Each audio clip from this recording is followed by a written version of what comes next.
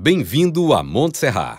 Somos uma família que ama Jesus e ama pessoas, que multiplica discípulos que vivem restauração com transparência e acolhem com graça e amor. Somos uma família onde é proibida a entrada de pessoas perfeitas e que sempre tem espaço para quem deseja conhecer a Deus e fazer a sua vontade, vivendo um amor que não para, mas multiplica. Aqui o amor não para, multiplica. Olá, Igreja Montserrat. Também quero dar as boas-vindas para você que se conectou conosco pelo nosso site, de alguma maneira teve acesso a esse vídeo. Nós estamos no segundo vídeo desse tempo diferente que estamos vivendo do Covid-19. E essa semana é uma semana para nós um tanto que desafiadora. Primeiro porque tivemos o pronunciamento do nosso presidente no meio da semana, terça-feira mais precisamente. E logo depois isso trouxe uma série de interrogações e dúvidas, porque a gente percebe uma certa divergência entre o governo federal, entre as posturas também dos nossos governos estaduais, municipais. De qualquer maneira, acho que o sentimento que a gente tem no meio desse deserto é que voz ouvir, que direção tomar, né? A gente está um pouco perdido, essa é a grande verdade. E pensando nisso, eu queria hoje trazer uma palavra exatamente sobre isso, porque eu quero definir esse tempo como um tempo de deserto que nós todos entramos nele sem querermos e não sabemos quando ele vai terminar. E esse processo que envolve o deserto e o silêncio de Deus ou falta de direção e orientação é algo que a gente encontra na Bíblia também e é muito interessante. Eu queria repartir aquilo que no nosso mapa essa semana a gente pôde pensar juntos e aprender juntos sobre uma quarentena que aconteceu no meio do povo de Israel. Na verdade, esse processo de quarentena é bem interessante porque a Bíblia mostra momentos como esses em que o povo viveu. E no livro de Neemias, capítulo 9, nós vamos encontrar uma referência a um desses momentos no meio da história do povo de Israel. E eu queria repartir com você um pouquinho dessa história. E o que a gente pode aprender em momentos como esses? Eu penso e creio que há lições tão preciosas para nós, para que a gente possa repartir com você nessa manhã. O capítulo 9 de Neemias é interessante porque é um momento muito lindo onde o povo de Deus, depois de 7 dias de festas e celebração, em que os muros de Jerusalém haviam sido reconstruídos por Neemias, Esdras, no capítulo 8, lê toda a lei para o povo. E no capítulo 9 é quando a assembleia reunida, na verdade todo o povo que já tinha ido para suas casas, para as cidades em volta de Jerusalém, eles vêm para uma grande celebração e naquele dia que eles se reúnem, há um momento tão profundo que acontece. Primeiro, por 3 horas eles louvam ao Senhor e eles adoram a Deus, reconhecendo o poder de Deus acima de todas as situações. E depois, por 3 horas, a Bíblia diz que eles confessam os seus pecados. Eles reconhecem aquilo que eles precisavam reconhecer de áreas da sua vida que estavam distantes de Deus. E no meio dessa celebração de louvor e de confissão a Deus, os levitas começam a lembrar do que Deus havia feito, do que Deus havia falado e da história deles. É uma história em que eles haviam sido libertos do Egito, estavam sendo conduzidos para a Terra Prometida e também começam a lembrar de todo esse processo. Esse momento aqui é muito bonito na história, porque esse momento é o momento em que uma parte havia retornado do cativeiro babilônico e estavam se reposicionando em Jerusalém e nas cidades à volta. E eu queria ler uma parte desse texto bíblico, dessa declaração tão bonita dos levitas que está no capítulo 9 de Neemias, versículos 15 até o versículo 21. Eu queria ler com vocês aqui. Diz assim: Na fome deste-lhe o pão do céu, e na sede tirastes para eles água da rocha. Mandaste-os entrar e tomar posse da terra que, sob juramento, tinhas prometido dar-lhes. Mas os nossos antepassados tornaram-se arrogantes e obstinados, e não obedeceram aos teus mandamentos. Eles se recusaram a ouvir-te, e esqueceram-se dos milagres que realizastes entre eles. Tornaram-se obstinados e, na sua rebeldia, escolheram líder a fim de voltarem à sua escravidão. Olha só que ele começa lembrando de como os nossos antepassados lidaram naquele momento de deserto. E logo depois eles vão apresentar, os levitas como Deus lida, como Deus lidou com eles naquele momento. Eu queria primeiro investir um tempo aqui nessa primeira parte. Eu queria destacar alguns aspectos importantes para nós. Quando existe essa combinação entre deserto e silêncio, parece que nós somos tentados a construirmos os nossos próprios deuses para virem nos socorrer. É isso que a gente encontra nesse texto. E isso é uma grande lição para nós, porque eu imagino que você e eu, que estamos nesse deserto, podemos ter as mesmas tendências e possibilidades, que é buscarmos saídas e soluções, até mesmo construirmos os nossos próprios ídolos nesse tempo, que possam vir nos socorrer em meio ao silêncio de Deus. A falta de fé, na verdade, no meio do deserto, nos leva a construirmos ídolos para virem nos socorrer. Observe bem o texto que diz assim: mas tu és um Deus perdoador, um Deus bondoso e misericordioso, muito paciente e cheio de amor. Nós precisamos destacar Deus aqui, nós vamos falar sobre Deus, mas olha só o destaque ainda da postura do povo. Diz assim: por isso, ou seja, por causa do amor de Deus, não os abandonastes, mesmo quando fundiram para si um ídolo na forma de bezerro e disseram: este é o seu Deus que os tirou do Egito, ou quando proferiram blasfêmias terríveis. Na verdade, essa lembrança aqui que está sendo trazida à memória do povo pós-cativeiro é uma referência ao momento em que o povo de Deus sai do Egito, atravessa o Mar Vermelho e 3 meses depois eles estão no Monte Sinai. E é exatamente nesse ponto em que eles estão no Monte Sinai que Deus chama Moisés a uma conversa no monte e eles precisam ficar no vale, esperando por 40 dias. Em outras palavras, é a quarentena do povo de Israel. E naquele momento de quarentena em que Moisés vai para uma conversa com Deus e Deus daria a lei para ele, nós vamos encontrar exatamente isso acontecendo. Se a gente olhar para o capítulo 20, para o capítulo 32 de Êxodo, e eu queria ler capítulo 32, alguns versículos, o primeiro versículo e depois o 7 a 9. A gente vai entender melhor essa história. Diz assim: o povo, ao ver que Moisés demorava, olha só que interessante, o povo, na sua quarentena, ao ver que Moisés estava demorando, Moisés representava realmente a orientação divina que chegaria para eles. Moisés traria de Deus direção, Moisés traria de Deus uma voz de orientação para eles lidarem com aquela situação de quarentena. Então, ao povo, ao ver que Moisés demorava a descer do monte, juntou-se ao redor de Arão e lhe disse: venha, faça para nós deuses que nos conduzam, pois a esse Moisés, o homem que nos tirou do Egito, não sabemos o que lhe aconteceu, melhor dizendo. E versículo 7 a 9 do capítulo 32 de Êxodo diz assim: então o Senhor disse a Moisés: desça, porque o seu povo, aqui é um destaque interessante, né?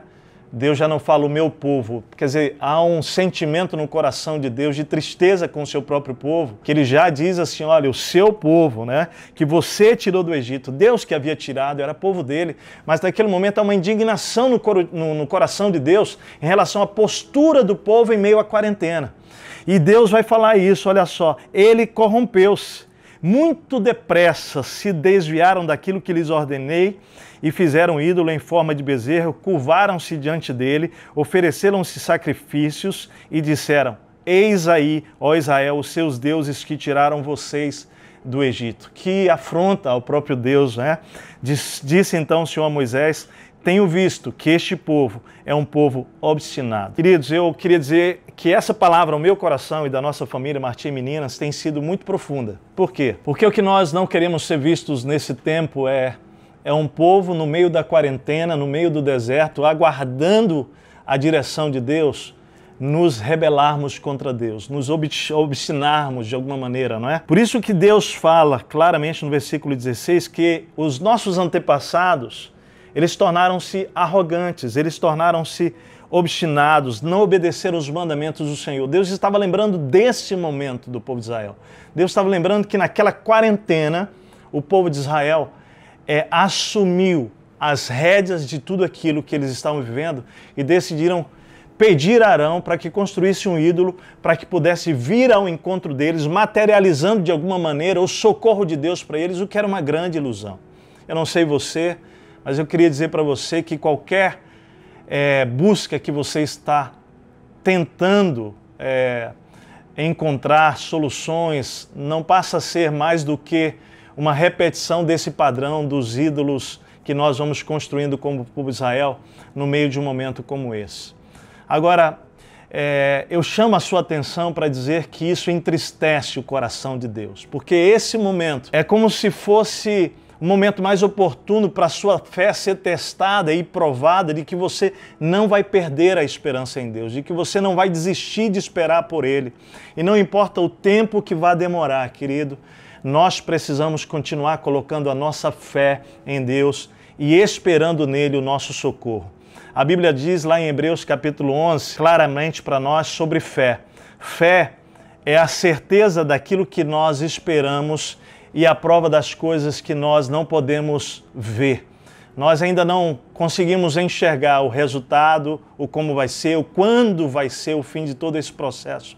Mas nós precisamos continuar crendo que Deus está trabalhando em nosso favor.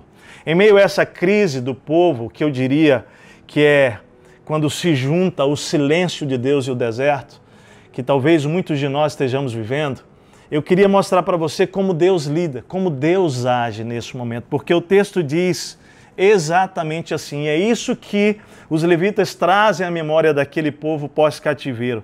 Vai dizer o seguinte: mas tu és um Deus perdoador. Olha só, tu és um Deus bondoso e misericordioso, muito paciente e cheio de amor.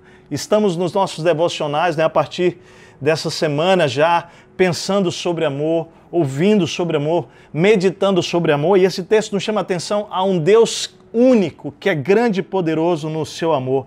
Diz que foi por tua grande compaixão que não nos abandonastes no deserto. Diz ainda que deste do teu espírito para nos instruir no meio desse deserto. E mais do que isso, durante 40 anos tu sustentastes no deserto, nada lhes faltou, as roupas não se desgastaram, nem os seus pés ficaram inchados.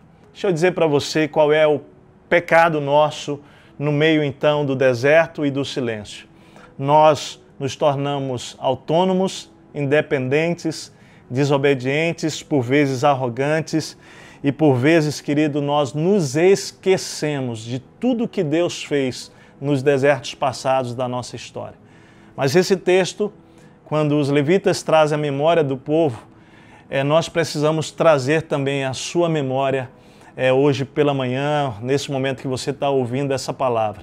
Querido, nosso Deus, Ele age o contrário de nós. Mesmo diante da nossa infidelidade, Ele mantém a sua misericórdia, Ele mantém a sua bondade para conosco, Ele mantém a sua instrução em meio ao deserto, Ele mantém a sua provisão, e Deus vai lembrar que não foram só aqueles 40 dias, por 40 anos de deserto, Deus proveu.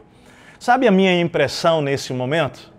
A minha impressão em relação à realidade nossa geral. E eu quero falar um pouquinho do nosso contexto Brasil agora, talvez um pouco mais de você e de mim.